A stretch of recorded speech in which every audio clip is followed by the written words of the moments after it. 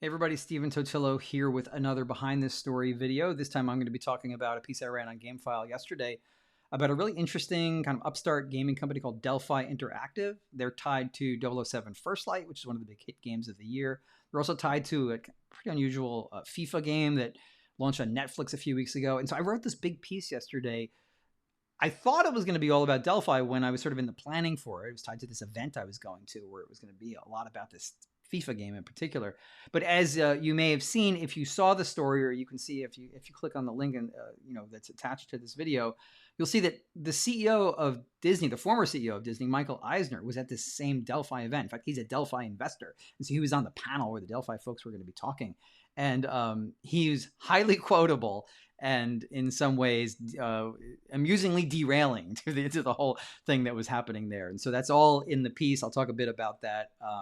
But you may notice I'm a little dressed up for this video, just slightly better dressed than I was for previous ones. And so let's address that. What's going on here? Why I have a suit jacket on? Because this is the suit. If you watch the first Behind the Story video that I ran last week, the A plot of that video, as it were, was about how I had been trying to chase down this Xbox scoop about this big cut of a studio head from one of the Xbox game studios. But the B plot of that video was me trying to track down my lost suit. And I explained by the end of the video how I tracked it down and that I had it. I got some negative feedback from that video from folks saying you should have shown the suit. So it's a perfect occasion to show it, because as the lead of the story about Delphi and Eisner, all that explains, the reason I needed the suit, and I hinted at this but not said this in that first video, is because the day after that whole Xbox scoop, I had to go to New York City dressed up in business attire to attend this event where the Delphi folks and Eisner were going to be. So yes, I wore like a nice dress shirt and everything like that. But here we go. Here's at least the suit jacket, so you can see the blue suit lives. I guess if I had better visual storytelling instincts, those are a bit rusty. It's been a long time since I worked for a TV network. I would have shown the suit at the end of the first video, but you can see it here. Hopefully, any of the critics who were disappointed not seeing it are much happier now. So, blue suit obtained, reobtained. It's back. And let me talk a little bit about the story. Now, I'll just be honest. I don't exactly know when I'm doing these behind the story videos how I'll handle the fact that some of the stories I'm going to be talking about are paywalled. I'm an independent journalist. I am dependent. I have no sponsors. I have nothing. No money's coming in other than what readers pay to support GameFile, to support the journalism that I do. And so I can't just give it all away in a video, right? I'm not going to sit here and read you the paywalled thing, because that would be unfair to the people paying.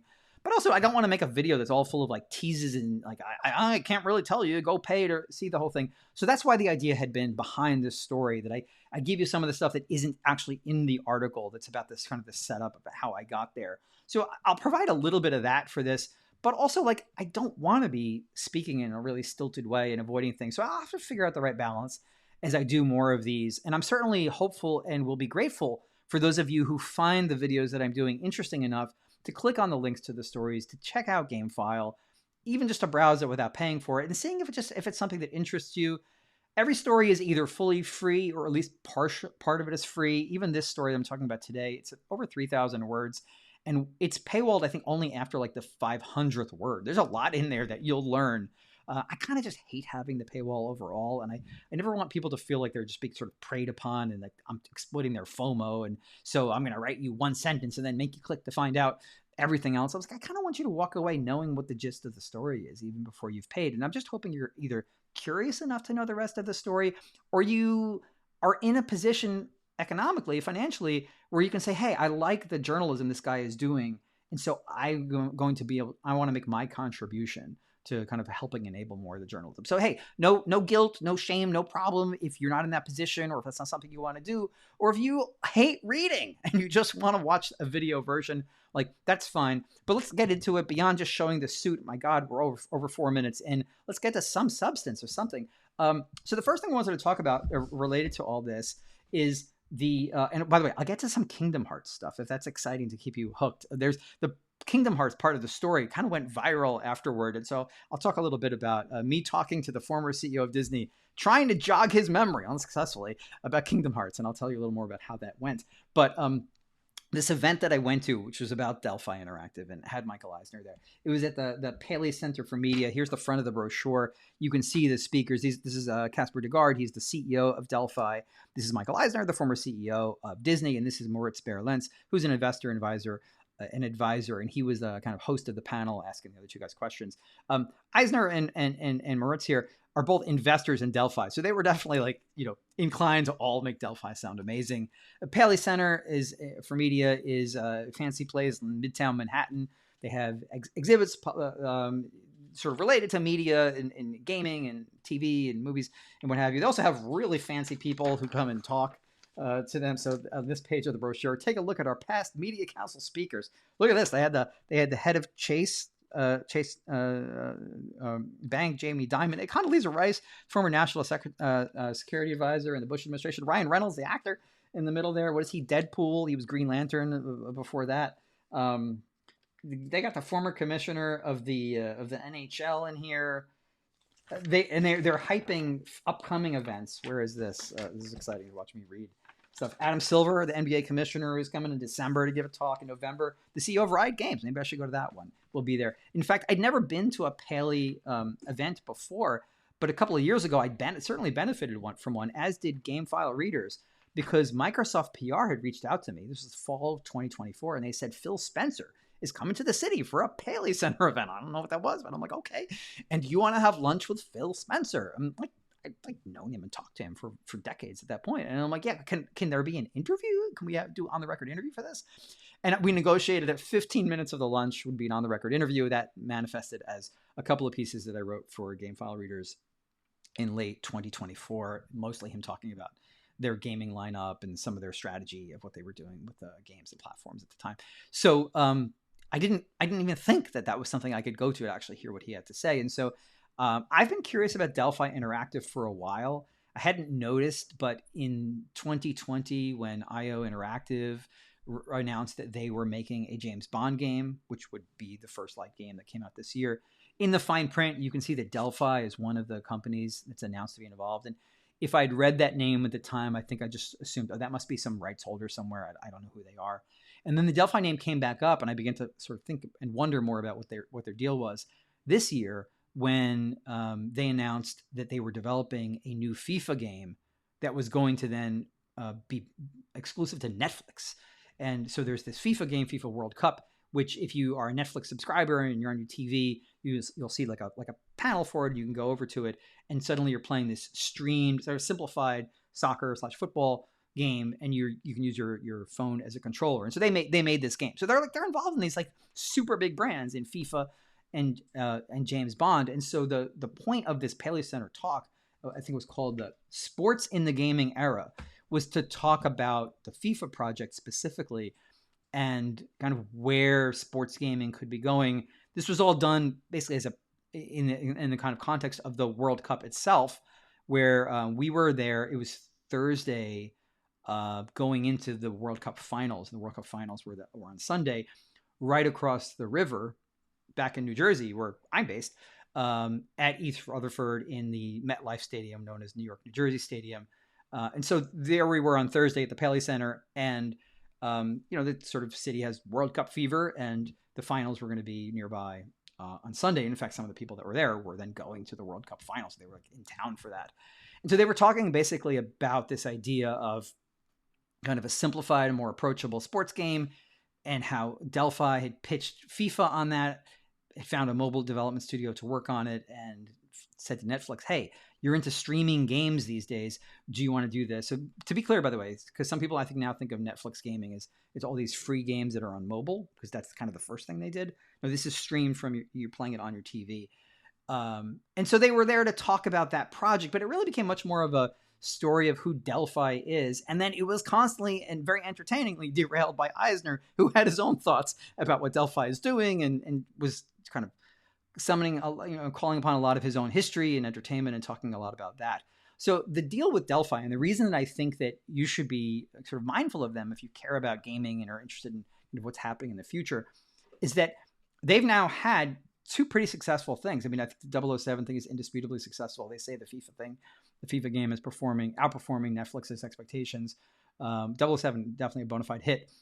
And their whole deal is that they're like, we think the traditional way the games industry operates with big publishers and all that isn't really necessary, and maybe in some ways can be an impediment to games being made about really famous intellectual properties, the jargony term they used. I kind of hate. Everybody uses it, IP, franchises, characters, whatever, things other people own. And they're like, we came into being because this is the story that the CEO Casper Degard tells. We wondered why was there no big James Bond game in over a decade? And so we reached out to the rights holders, which includes the family that had the rights to Bond overall, and then MGM with kind of the movie rights. And they go and they talk to them and they say, we know these great people who could make a great James Bond game. And they're talking about IO Interactive, who were known at that point for making really good espionage games in the form of the Hitman games. And Casper Degard he shared this at the Paley event, has his own kind of history with IO, and that he had, I guess, as a teenager, had tried to intern for them. And they said he was too young. So I guess he's maybe always hoping in some ways to be affiliated with IO Interactive. So Casper Degard, who has no prior games industry experience, matchmakes the Bond people who he's able to warm up and get interested in making a game again with IO Interactive. And so then IO makes this amazing game over the intervening, I guess, six or so years, and it comes out. So Delphi in that regard plays as like this matchmaker. And I talked to people, and I mentioned this in the piece, that there's some folks who are like, is what they're doing really that essential? Like is there really a future to operating in that way? But Degard says that the 007 experience opened a lot of doors. He says they're in talks with a lot of other kind of big brands, and they have other projects underway. So we'll see. Of course, everybody's going to say that. They're not ready to reveal it. He said in terms of the sports stuff that they're doing with FIFA, that they've now heard from at least one other sports league that's very curious and wants to do more. So they have now like a Delphi sports division that is supposed to do more things, I guess, akin to what they're doing with FIFA. And they have something called Delphi Titan, where he teased that it would be involving things like Bond, or maybe even bigger IP. So what could that be? What's bigger than Bond? So I think what they're doing is interesting, and there is a logic to it. There's a credibility to it when they're saying the games industry, like the big publishers, the big companies, may not be as into doing this kind of thing as they were. When that aforementioned Phil Spencer Paley Center thing happened, that was right around the time that the Indiana Jones game was about to come out from Machine Games. And I remember asking Spencer about that game, and he made a kind of a comment that confused me, because the buzz on it, I don't think it was out yet, but I think I knew like that there was good like reviewer buzz or whatever. And he was like, yeah, it's going to be really good. He's like, but I kind of want us to be making games about our own stuff. Fast forward a couple of years later, and what has Asha Sharma, the new CEO of Xbox, been hammering away on? We got to make more games about our own things. Fallout, Halo, Elder Scrolls. And so it's very consistent with this vibe I was getting from Spencer, that maybe he was kind of over this phase of paying somebody else for the rights for something famous, when you've got your own stuff that is famous or could be more famous, that you're gonna get a better financial cut from. You don't have to pay somebody else for the rights to use it. And this also then got me thinking about, and I talk about this in the piece, once I sat down with the Delphi folks, I was like, what about Marvel's Blade? Like, that's a really interesting thing that feels like it's kind of related to what y'all are talking about, because in that, you go back 3 years, and a Microsoft-owned studio, Arcane Leon, is announced to be making a game tied to Marvel's Blade. Blade, the guy who kills vampires, and isn't he a vampire himself?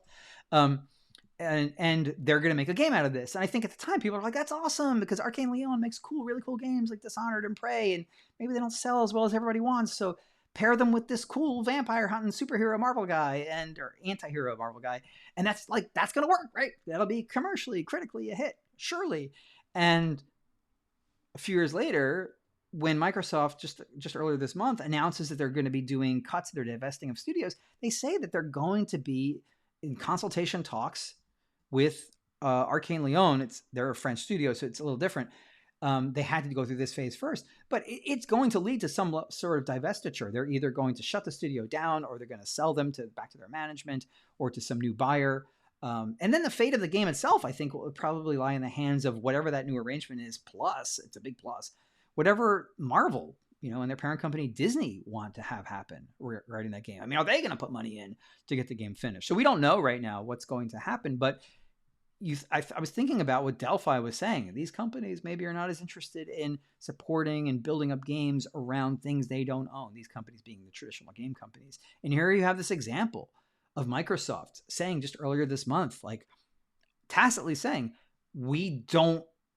It's more important for us to focus on marshaling our studios to make the stuff that we own, and we don't need this Marvel's Blade game from one of our top studios, or one of our most acclaimed studios, that is. That isn't something we feel we need to hold on to for our future. And so does this present a lane for a Delphi to come in and say, oh, well, these companies don't really know what to do or don't have the appetite for these big franchises and IP anymore. And so maybe we can be doing that. And so again, Casper Degaard, CEO of Delphi, said the Bond stuff, FIFA stuff had opened doors. So whether or not the Bond thing is repeatable in terms of success, making a game that you or I would like playing, or that's going to make everybody involved a lot of money, who knows? But whether they're going to get more opportunities to do things like that, my guess is that they will, because they can say, look how successful this one was. So I'm really interested in watching Delphi and seeing what they're going to do. But of course, as the story that I wrote explains, like while we were there for the Delphi story in the FIFA thing, but we got a lot of Bond out of it, Eisner was there. I'm sure a lot of people were there for Eisner. And he was like complete wild card. So he's an investor there, and he had all these really fun tangents. So one of them that's before the paywall is where he talks about how Degaard is talking about how part of their successful pitch to FIFA was to make an easier soccer/football game. They'd said, look, the EA stuff is cool. It sells to like 10, 20 million people a year. It's a pretty complex simulation game. Aren't there billions of soccer fans? Wouldn't they like something simpler? And so they sort of press on that idea.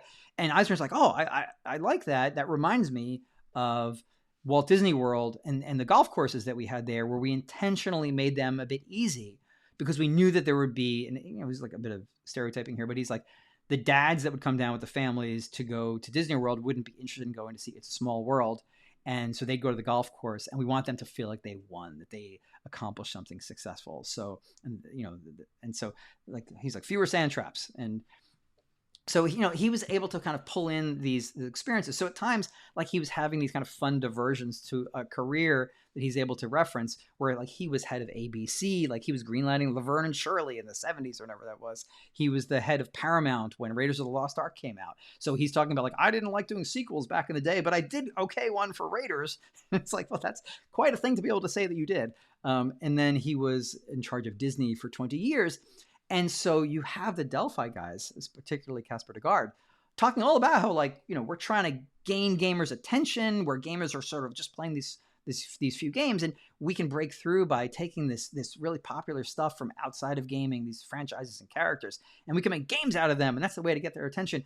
And Eisner's like, well, I just gotta push you there, like, you gotta make stuff that's original. And he starts telling this whole story about how he was against these sequels and stuff like that. And then he comes to Disney and he takes over Disney. And there's a version of this that's in the piece. I'm going to get a little exclusive here. I'm going to give you an alternate thing he said. He also said this. I found when I was writing the piece, a certain set of quotes kind of flowed well for that. There's a very blunt way that he put it that maybe I should have found a way to do this variation. But again, it didn't quite flow. So I'll just read it to you here. This is what he said. He's like, since Walt died, Disney didn't make anything that anyone cared about. So we had to go out and do exactly what you're doing. Now he's talking about for the theme parks. And when he says what you're doing, he's talking to Casper Degaard of Delphi. What Degaard is doing is working with FIFA, working with Bond, attracting gamers by using these popular franchises, IP, whatever. And so he had said at the time, and this is the quote that I used in the piece, that he asks, he goes to George for Raiders of the Lost Ark. You know who George is, right? And then they get Michael Jackson, and they get these things that Disney doesn't own, and they get attractions built up around them at their theme parks. And so when he says, we had to go out and do exactly what you're doing, that's that idea. But eventually we realized maybe we were going to we were going to need to do something more original.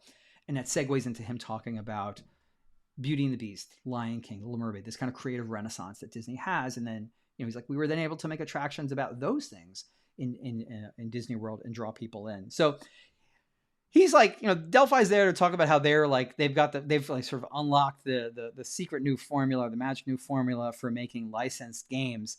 And you've got Eisner there, who's partially bankrolling them, being like, I really want you to make original stuff. And so there's this kind of amusing tension that was happening there. Eisner at one point says, I failed in gaming every part of my career. He was very blunt about how Disney had not succeeded in gaming during his time in terms of making much themselves. So he's like, I could be totally wrong. You might want to ignore me, which was also sort of fun and self-deprecating. Final thing to talk about here is just some of the aftermath of it. My piece begins, or very high up in my piece, I talk about me going up to Eisner. So there's this hour-long panel. I then do a half-hour interview with the Delphi folks. But between those two things, right as the panel ends and everybody who's on the panel, including Eisner, step off stage, I'm sitting really close at one of the tables that's set up. It's a luncheon. I don't remember if I mentioned that. And I get up and I introduce myself. And it's because on the way there, I'm like, I'll be in the room with Michael Eisner. Is there anything gaming related to ask him? And I'd been kind of Googling around, trying to think. And in the back of my mind, I knew Disney hadn't had a massive role in gaming in terms of, during his tenure. And not that they hadn't done games, but just like it wasn't like a thing that there was an obvious bunch of things to talk to Eisner about. And there's this story that goes on that's been described by a guy who's Shuji Utsumi, who's now in charge of Sega. And he had been at Disney at the time in Japan, and he was an exec there. And he had talked about how Square had already started making Kingdom Hearts, which I think everybody watching this probably is aware of, but it's like a mashup. It's like Final Fantasy characters, Disney characters, and then kind of original characters that are sort of, like Sora, that sort of exist in the intersection of the two. And Utsumi tells in this story that he's like working on this. He finds that Square is working on this and they don't fully have approval from Disney. So Eisner's coming to Tokyo to see Disney's attraction. I think it's like a SeaWorld kind of, not SeaWorld, they're not SeaWorld, but some sort of like water thing. And that they're going to pitch, he's like, we're going to have to get Eisner's approval. And so they sit Eisner down. He comes with an entourage of 100 people and then like, they show him stuff and he's like, don't mess it up or whatever. Keep doing what you're doing. And that's the story that's been told in this piece that's been published in Japanese, years ago and translated. There's really not anything else out there about it. So I'm like, I'm going to be in the room with Eisner. I should ask him about this. And so he comes off the dais and I ask him and I'm like, hey, I'm a reporter. Can I ask a question? Kingdom Hearts? He's like, he clearly doesn't remember what it is. I'm like, combination of Disney and Final Fantasy characters. You had the green lighted in Tokyo. He's like, oh, I know what you're talking about now. And I'm like, do you remember why you said yes to it? Because apparently you needed to say yes to it. He's like, I don't know. I don't remember.